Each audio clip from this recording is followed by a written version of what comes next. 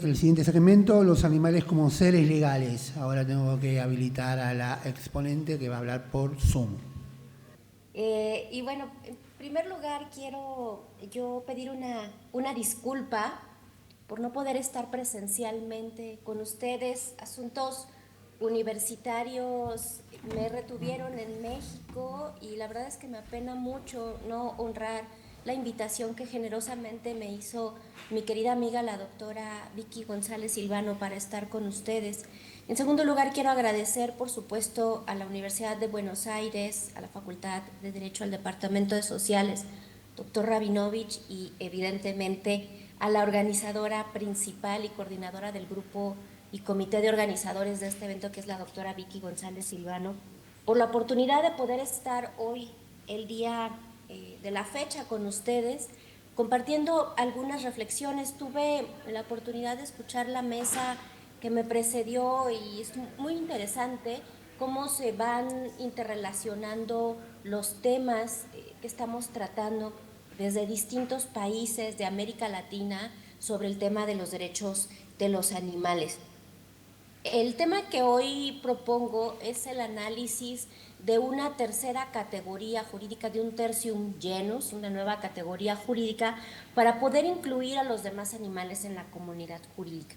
Para mí es un privilegio poder estar el día de hoy con todas y todos ustedes quienes están a distancia.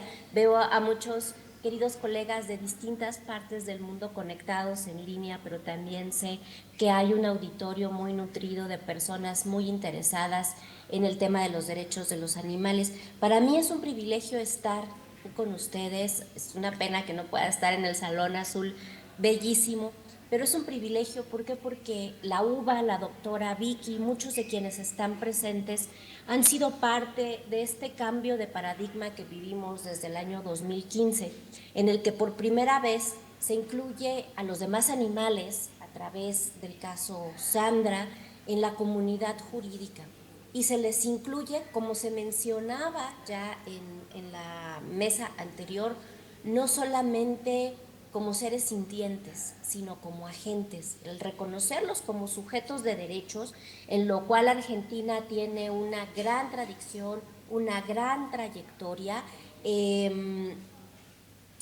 Es importante porque es reconocer implícitamente la agencia de los demás animales.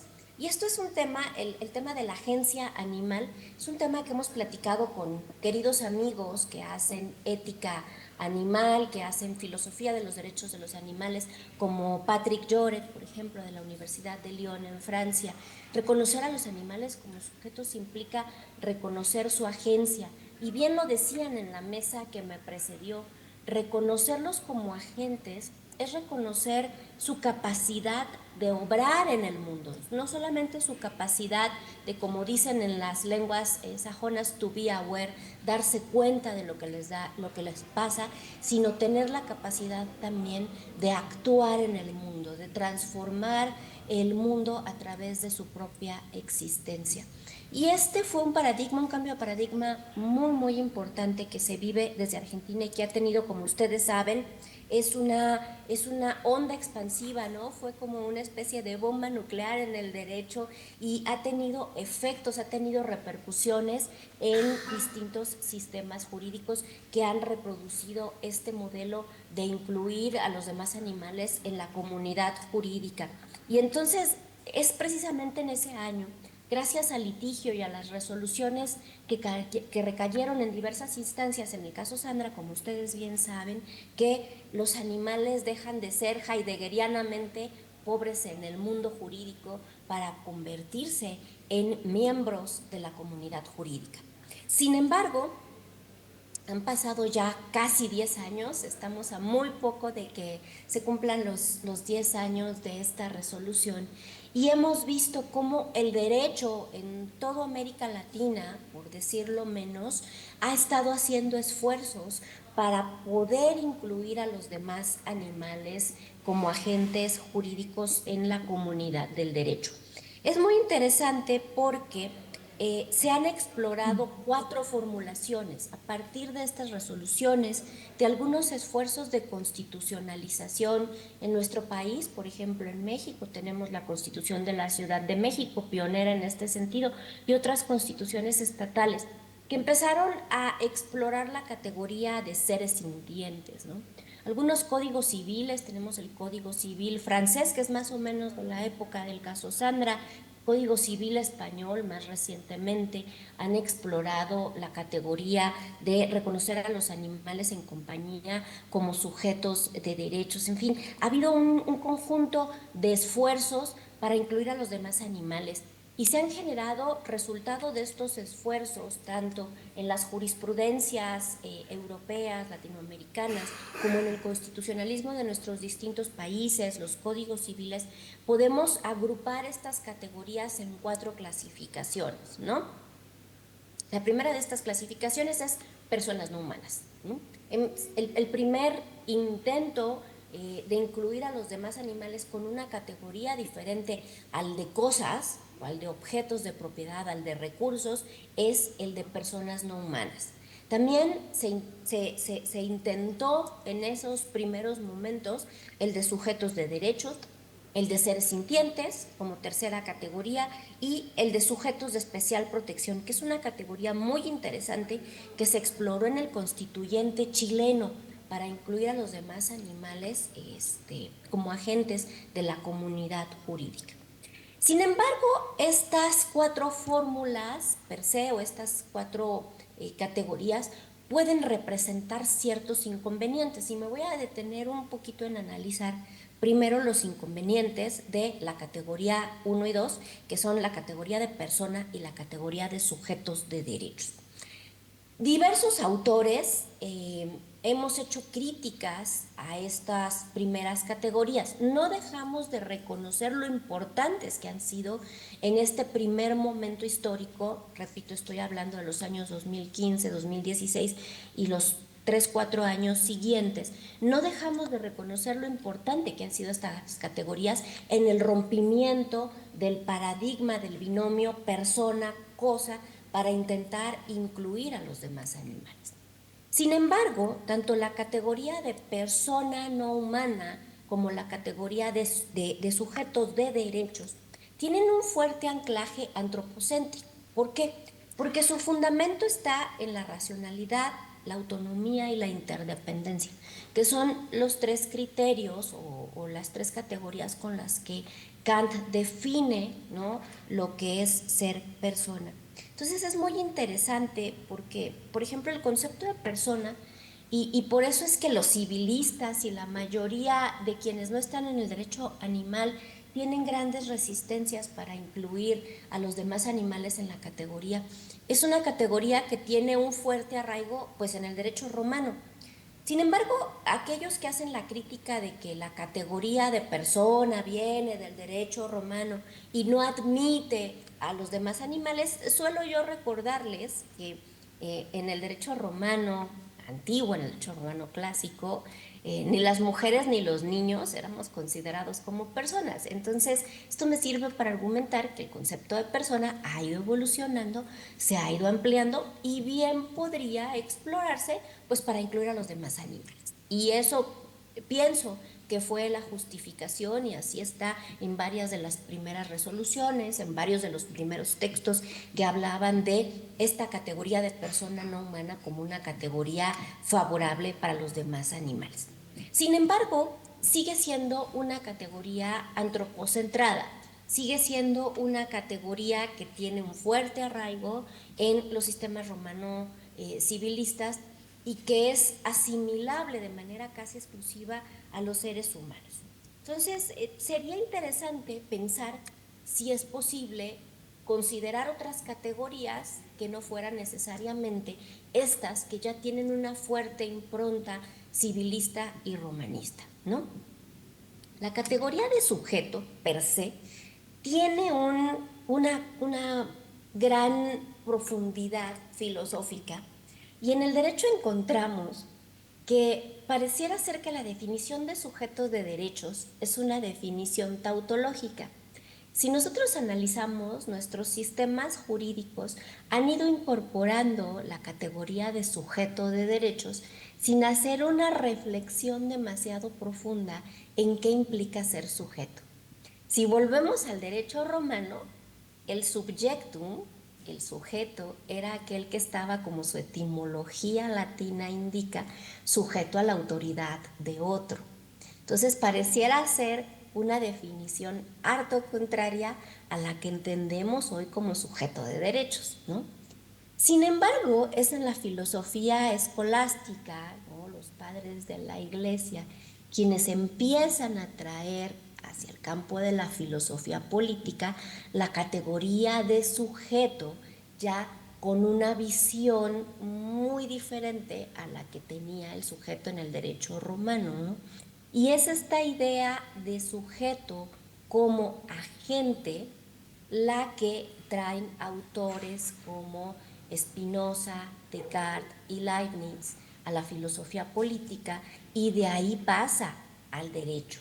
El sujeto entendido como el agente racional que tiene la capacidad a través del intelecto no solamente de reconocer su propia agentividad, sino de utilizarla en el consenso, en el debate público, en la toma de decisiones, tanto personales, individuales, en la decisión ética, como en la decisión público-política y jurídica.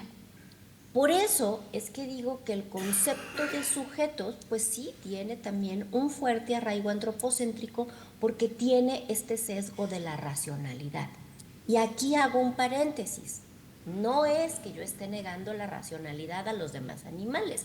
La etología contemporánea, las neurociencias nos demuestran cada vez más que existen complejos estados cognitivos en los demás animales. Pero si nosotros nos aferramos a esta idea de reconocer la subjetividad diagonal agencia con fundamento en la racionalidad, estamos obligando, entre comillas, a los demás animales a demostrarnos que son racionales para poder reconocerles esta subjetividad.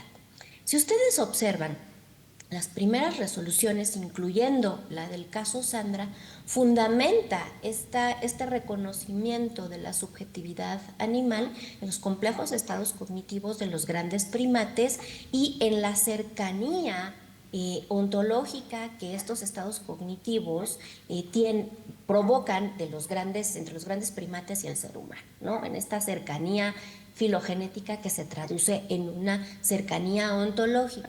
Entonces sigue siendo un concepto muy útil, no lo niego, pero que tiene un sesgo Trajo menos nafta. Hago todo el lunes. El lunes arranco re temprano en Varela. Perdón, hay un micrófono abierto, entonces no sé si puedan apoyarme a cerrarlo. Muchas gracias. Entonces estos son los inconvenientes de las dos primeras categorías. Las categorías 3 y 4 son la categoría de sintiencia, de reconocer a los animales como seres sintientes en los sistemas jurídicos y como sujetos de especial protección. La primera categoría me parece que la tenemos clara porque la hemos discutido mucho, no solamente en este evento en específico, sino en ediciones previas de este congreso que tiene ya varios años, y eso me alegra mucho. La categoría de sintiencia tiene un fuerte arraigo bienestarista, porque se reduce en el peor de los casos a estas experiencias de placer y dolor físicos y en las obligaciones morales e indirectas que estas experiencias radican en los seres humanos de no generar sufrimiento innecesario, lo cual abre una peligrosa puerta a considerar que hay sufrimiento necesario, sufrimiento justificable, y que mientras explotemos a los demás animales con humanidad, lo digo con todas las comillas del mundo, pues estaremos siendo éticamente correctos, ¿no? Es decir, asegurar el bienestar animal es, en muchos casos, normalizar la explotación animal con mecanismos y prácticas humanitarias, ¿no? Lo digo con todas las comillas del mundo, ¿no? Entonces, el gran problema de la sintiencia es que si dejamos la sintiencia ahí fija, sin poner otro fundamento, sin poner otro adjetivo a la sintiencia, corremos el riesgo de reducir a los animales a estas cuestiones de explotación, ¿no?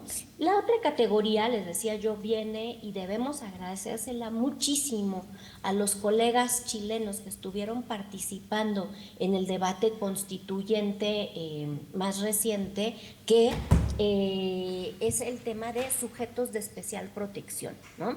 Y es he platicado con varios de ellos para conocer cuál fue el origen de este concepto, que ahora les voy a platicar un poco. En México nosotros hemos reproducido. Y ellos me platicaban que la idea de sujetos de derechos pues representaba muchos problemas y muchas resistencias, ¿no?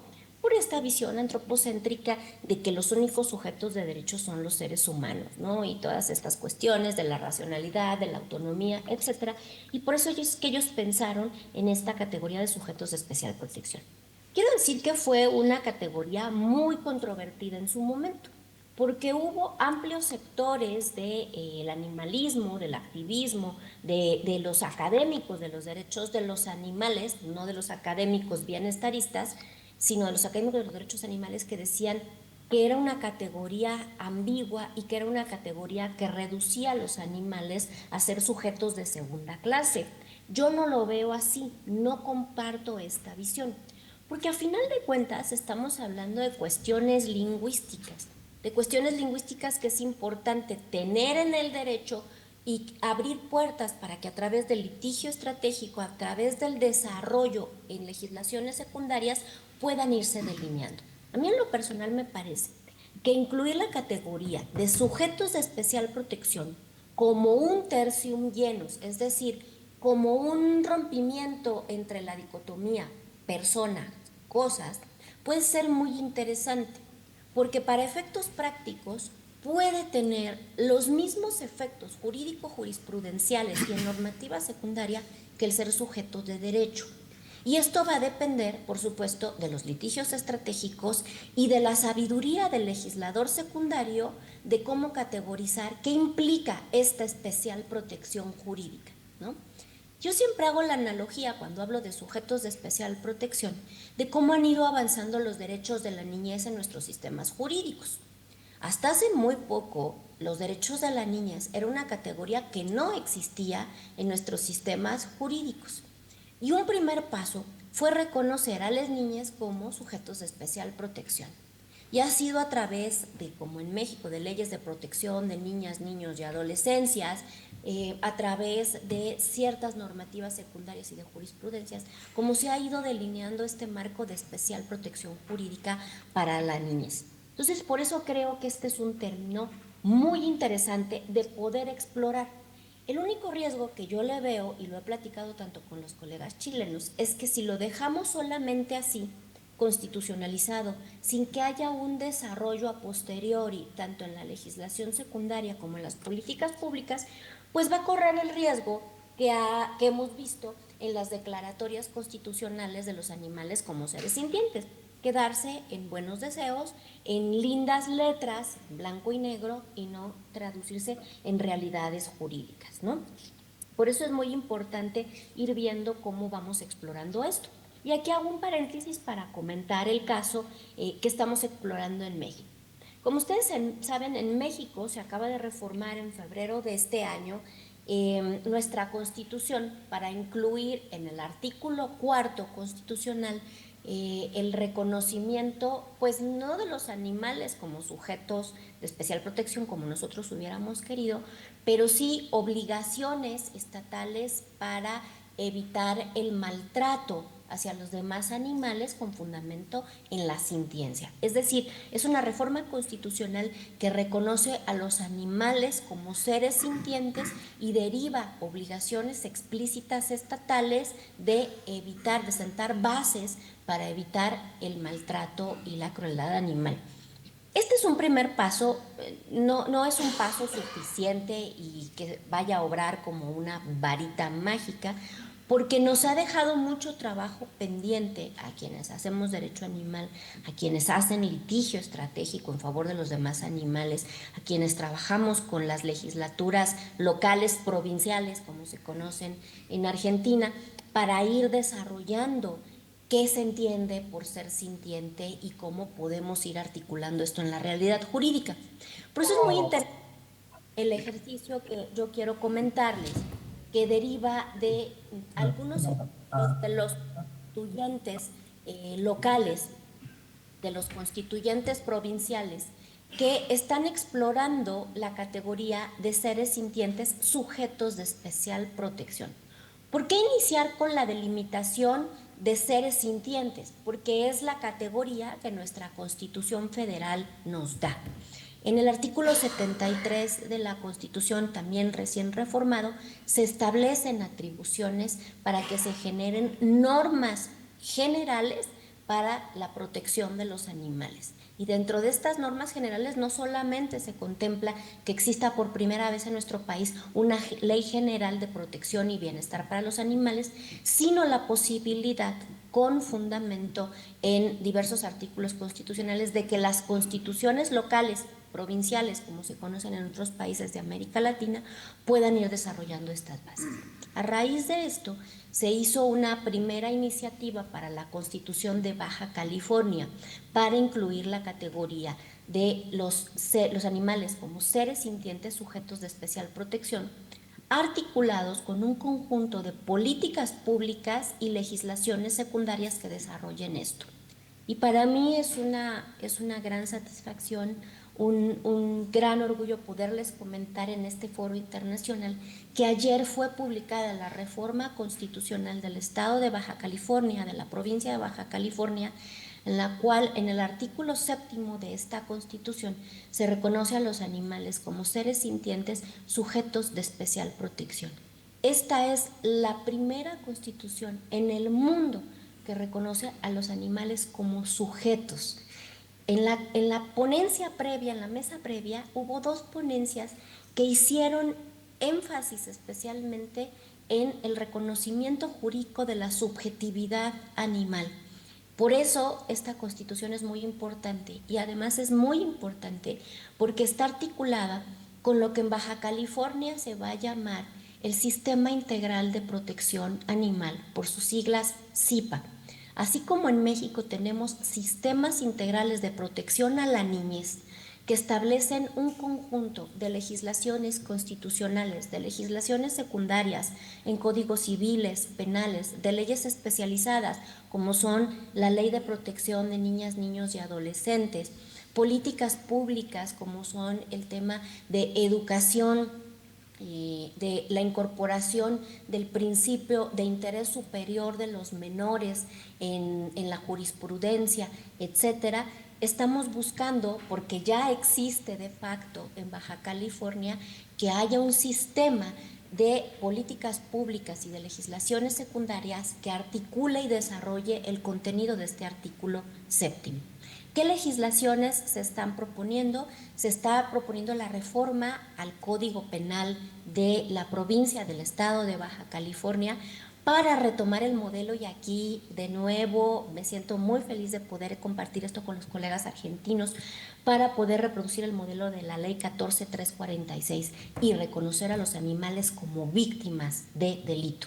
¿Qué ventaja tiene esto en México? Y lo platicábamos con mi querida amiga Vicky cuando estuvo aquí la última vez, porque como ustedes saben es profesora de nuestro grupo de investigación en Derecho Animal, es profesora invitada en el posgrado de nuestra Facultad de Derecho y en otras universidades como la UNAM, la Universidad Autónoma de Chiapas, y bueno, pues ya es visitante asidua de nuestro país. Y hemos platicado con ella esta cuestión. En México tenemos todo un sistema, tanto a nivel nacional como a nivel provincial, de protección de víctimas de delito. Hay una ley general de atención a víctimas de delito y cada una de nuestras provincias, de nuestras entidades federativas, tienen leyes estatales que establecen, entre otras cosas, políticas públicas como el establecimiento de fideicomisos para el pago de daño moral, el pago de daños físicos, la restitución de ciertos bienes a las víctimas del delito. Al incluir nosotros a los demás animales como víctimas del delito, los estamos haciendo partícipes de los beneficios de estas legislaciones. Uno muy claro y tangible, y aquí sé que hay muchos activistas, que hay muchos rescatistas, que hay mucha gente que gestiona refugios, santuarios y albergues para animales, que saben el problema que es coadyuvar con las autoridades de procuración de justicia en la persecución de delitos de maltrato animal. Porque ¿qué sucede en nuestro país? ¿Qué sucede en nuestra provincia, en Michoacán? Pues sí, los animales son, no me gusta la palabra, pero siguen siendo considerados como bienes, pero son asegurados, son depositados en refugios, albergues, o santuarios, pero no existe recurso económico para apoyar a estas asociaciones, a estos rescatistas, ni siquiera con los gastos veterinarios que derivan del sostenimiento de un animal que ha sido rescatado de maltrato. Si los animales en nuestro país son considerados como víctimas de delito, entran en esta legislación y podrá dedicarse parte de este fideicomiso a la atención de estas cuestiones veterinarias, etológicas y de manutención de estos animales que han sido aliviados de la situación de maltrato, ¿no? Entonces, en el caso de Baja California se va a proponer en las siguientes semanas, ya está lista, la creación del sistema integral que viene con políticas públicas como el santuario Mili, que ya existe, que es un santuario financiado por el gobierno del estado para distintas especies animales, que coadyuva también con otras asociaciones de rescate y de protección animal, pero también se va a proponer la reforma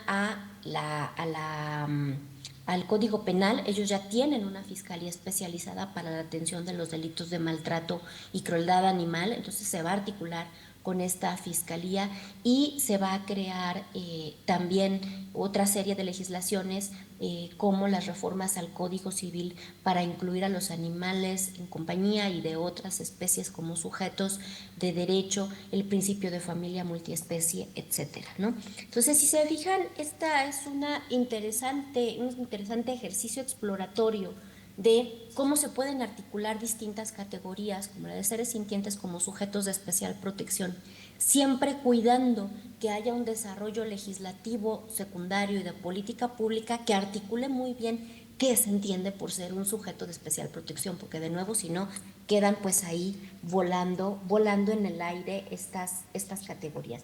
Y quiero decirles con mucho gusto y con mucha satisfacción que estamos a punto también de reproducir este modelo de Baja California en el estado de Veracruz. Hemos estado por ahí platicando con algunos de los promotores y de las promotoras del derecho animal en el estado de Veracruz y nos han manifestado ya su intención de reproducir este modelo en el estado de Veracruz, y justamente ayer tuvimos reunión en el Parlamento michoacano, en nuestra asamblea provincial, como se conoce en otros países, y hay interés de diputadas y diputados de nuestra legislatura de reproducir este modelo en el estado de Michoacán, que es nuestra entidad federativa.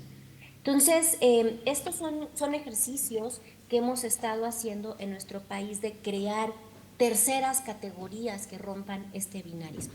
Pero justo, y con esto voy un poco cerrando, hay una categoría, hay una perspectiva académica que valdría la pena también incorporar en algunos de nuestros países, todos aquellos que estamos pensando y repensando y intentando revolucionar, y que estamos por ahí como mi querida amiga a Vicky, como otros queridos colegas que estamos ahí siempre siendo un dolor de muelas para los legisladores, y que estamos tocando puertas y que hacemos amicus curiae y que hacemos litigios estratégicos. Estamos pensando siempre en nuevas formulaciones para ofrecer a los operadores jurídicos y que podamos ir ampliando la esfera de protección de los animales.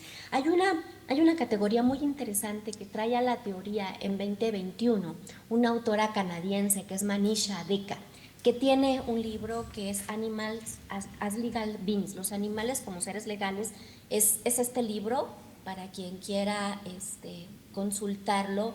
Es una obra muy interesante, puede conseguirse pues a través de las principales plataformas de compra de libros, que propone reconocer a los animales no como sujetos de derechos, porque ella parte de una crítica interesante también a esta idea de sujetos, ¿no? Hace más o menos la misma crítica que les exponía yo de este fuerte anclaje antropocéntrico de la idea de sujetos, y ella propone la idea de seres legales. Pero lo más importante y lo que yo más resalto es que esta categoría se funda en 3 características que compartimos todos los animales y que logran trascender los criterios tradicionales kantianos de racionalidad, autonomía e independencia. Como yo les decía, son los problemas que representan las categorías de persona y sujetos, porque es como si quisiéramos obligar a los animales a demostrar que poseen racionalidad, autonomía e independencia. Lo que propone Manisha Deka es que esta categoría de seres legales, se ancle en la corporeidad, la interrelacionalidad y la vulnerabilidad, ¿no? En el caso de la corporeidad, es una categoría que viene de los estudios críticos, de los estudios interseccionales, en el cual se busca hacer la reivindicación de lo corporal, no solamente de lo racional, de lo trascendental, y hacer la reivindicación del cuerpo diferente, o como dicen mis amigas feministas, de las cuerpas diferentes, ¿sí?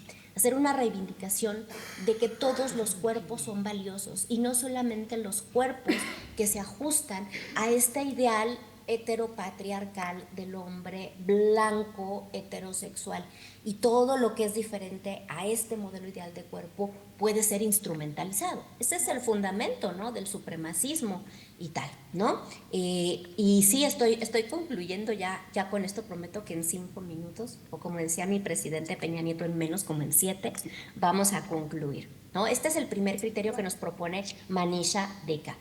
En el tema de la corporeidad, reconocer que todos aquellos que tenemos un cuerpo podemos experimentar el mundo a través de nuestro cuerpo, y que de acuerdo a la configuración biológico-cognitiva de este cuerpo vamos a tener diferentes experiencias, pero que todas estas experiencias son valiosas y no porque sean diferentes pueden ser discriminables o instrumentalizables. La siguiente categoría es la interrelacionalidad, o el siguiente fundamento es la interrelacionalidad.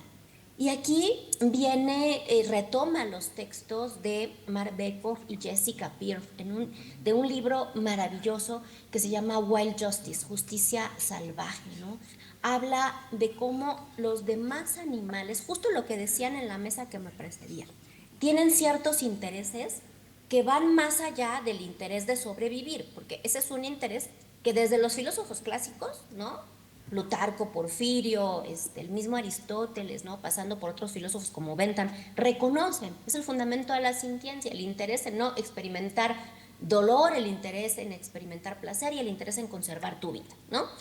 Son como los intereses que fundan la sintiencia. Pero nos dice Manisha Deka, la interrelacionalidad de la que hablan Bekoff y Peirce en Wild Justice y otros muchos etólogos es estos intereses que persiguen fines como la interrelacionalidad social, como estados cognitivos, como el apego filial, etcétera, ¿no? Entonces, reconocer a los animales como seres interrelacionales, obviamente no solamente los animales humanos, sino los demás animales como seres interrelacionales, es reconocer que tienen profundas capacidades para relacionarse con su propio entorno, con su propia subjetividad, pero con individuos de su propia especie y de otras especies.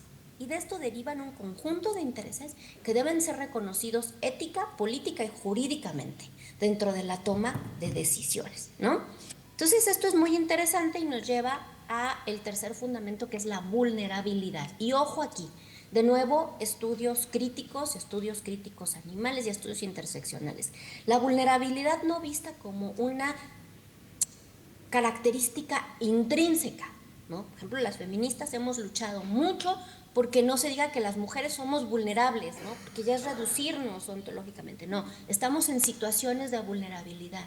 El reconocer que todos estos paradigmas antropocentrados y supremacistas han reducido a los demás animales a estructuras de vulnerabilidad, los han encasillado en estructuras de vulnerabilidad que generan vulnerabilidad, no porque la vulnerabilidad sea inherente al animal, sino porque los ponemos en situación de vulnerabilidad. Es el tercer fundamento de lo que habla Manisha Deka del reconocimiento de los demás animales como seres legales. Entonces, no hay una traducción de business todavía al castellano, y aquí quiero agradecer, siempre lo hago públicamente, a mi querido amigo el doctor Iván Darío Ávila Gaitán, con quien platicamos hace ya algunos meses, casi un año, sobre la posibilidad de transliterar, ¿no?, al castellano esta idea del business, y encontrábamos que la cereidad es un neologismo que pudiera hacer referencia a esta idea de lo que propone Manisha Deka. Entonces, la cereidad legal podría ser otra categoría a explorar jurisprudencial, constitucional y legislativamente, reconociendo que los animales son seres corporalizados, son seres interrelacionados y son seres que están sometidos en situaciones de vulnerabilidad que deben abatirse desde el derecho, desde la política, y que por supuesto deben ser un faro ético en la toma de nuestras decisiones. Entonces, yo con esto cierro agradeciendo de nueva cuenta siempre la generosidad que me brinda la Universidad de Buenos Aires y todos quienes están presentes, y sobre todo agradeciendo el maravilloso regalo que es en mi vida la amistad, el ejemplo y la guía de la doctora Vicky González Silvano. Muchísimas gracias.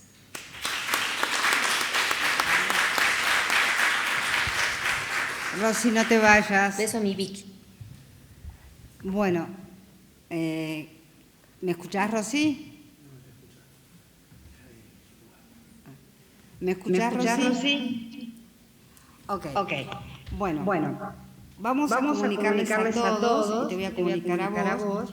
Vos sabés que nosotros damos un reconocimiento nacional siempre, bueno, nacional no, a las personas que más han dado en referencia a los intereses del derecho. Te quiero contar que fue ayer, se lo dimos al doctor Andrés Gil Domínguez, porque consideramos que algo hizo por el derecho animal y que lo tenía un poco merecido.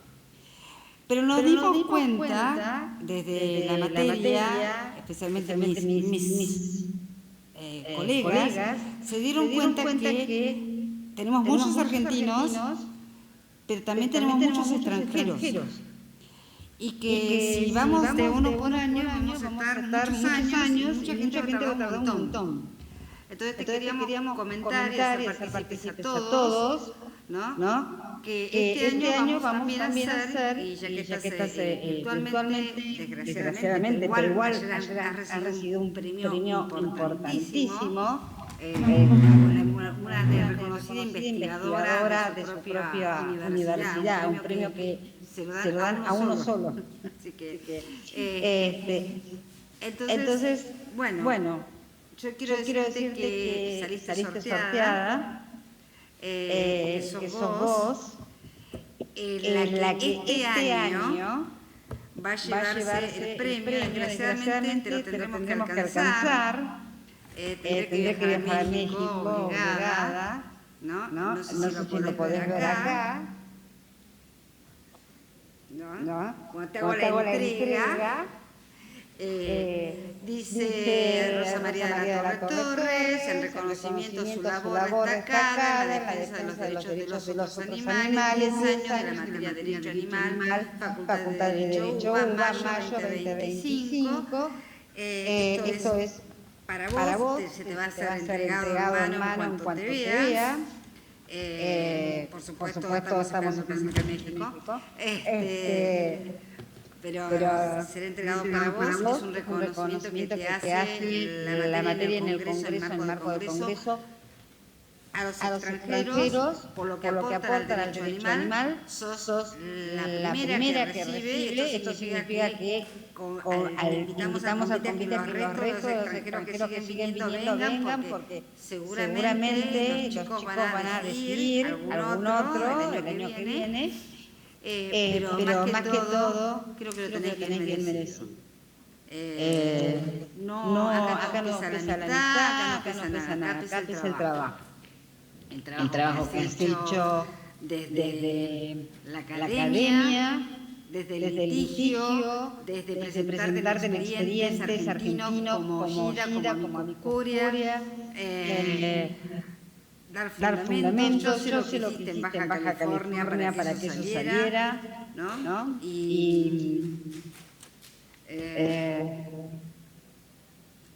Y bueno, ¿qué más te puedo decir? Se te entregará esto junto con tu, por supuesto, también. Y también la tacita. ¿No?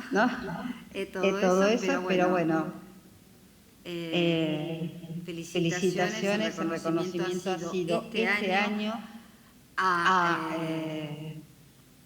quien ha aportado extranjero al derecho animal.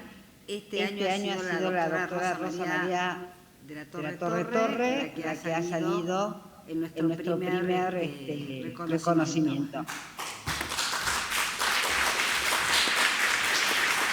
Muchísimas gracias de verdad a la materia de Derecho Animal. Vicky, no sabes lo honrada que estoy. Esto es inmerecido como reconocimiento individual. Quiero decir que es un trabajo de equipo que tú has liderado mucho desde hace muchos años, que somos un gran equipo. Yo quiero aprovechar para agradecer y ofrecer la parte de este reconocimiento que les corresponde a todos mis colegas de GIDA, a ti en primer lugar, Israel González Marino, Alfonso Enríquez, Tony de Anquín, Luis Domingo Gómez Maldonado, Iván Darío, Ávila Gaitán, César Nava Escudero, Brenda, Yesenia Olalde, Esperanza Torres, a mis giditas, como les digo de cariño, nuestros tesistas, becarios, porque es trabajo en equipo. Yo recibo este reconocimiento muy honrada en nombre de todos ellos, porque esto es trabajo de GIDA, es trabajo tuyo y es trabajo nuestro. De verdad, mil gracias, querida Vicky, por tu guía, por tu luz y por tu ejemplo. Y sabes que te quiero un montón. Gracias a todos. Emociones que tenés merecido, como se lo tienen merecido muchos de los que están acá, pero había que empezar con uno. Vos sabés que no fue mi elección porque mi elección hubiese sido otra, igual lo que sabés bien cuál hubiese sido mi elección. Pero bueno, yo solo soy la cabeza de la materia, las que deciden son el resto de los docentes. ¿Qué quieres que te diga? Acá se muestra que ser la cabeza no sirve de mucho. Gracias, María, y gracias a todos los demás por estar en esto. Y bueno, sepan que va a haber a partir del año que viene un reconocimiento por ahí para argentinos, pero también pueden ser los extranjeros, y todo, va a ser que haga los mayores aportes, así que ni siquiera les puedo decir vamos a venir con argentinos, pero nos dábamos cuenta que argentinos teníamos mucho. Y que los extranjeros merecen ese reconocimiento de los trabajos que están haciendo vos en México con la tauromaquia, con todo esto, pero Ortiz en un país que le vive regulando todo, lo que está haciendo Brasil, Colombia, cada uno de los colegas que está acá sentado tiene el trabajo atrás, pero había que empezar con uno. Bueno, se nos va a emocionar. Bueno, saludar a Marma, que la estoy viendo por ahí, y gente, les invito a cerrar este panel, salvo que quieran preguntarle algo a Rosa María, y los invitaría a comer. Y después tenemos la ponencia ganadora, que Rosa María es de las malas del jurado. Yo no tengo nada que ver con esas ponencias, no elijo nada. Y ahí están Elisa Rosa María, Martín Testa, que se fue evidentemente porque no quiere poner la cara, Majo, son los que deciden quién es la ponencia. Y bueno, vos ya lo sabés, por segundo año consecutivo Uruguay vuelve a destacarse, que lo vemos después del almuerzo. Un beso, Rosy.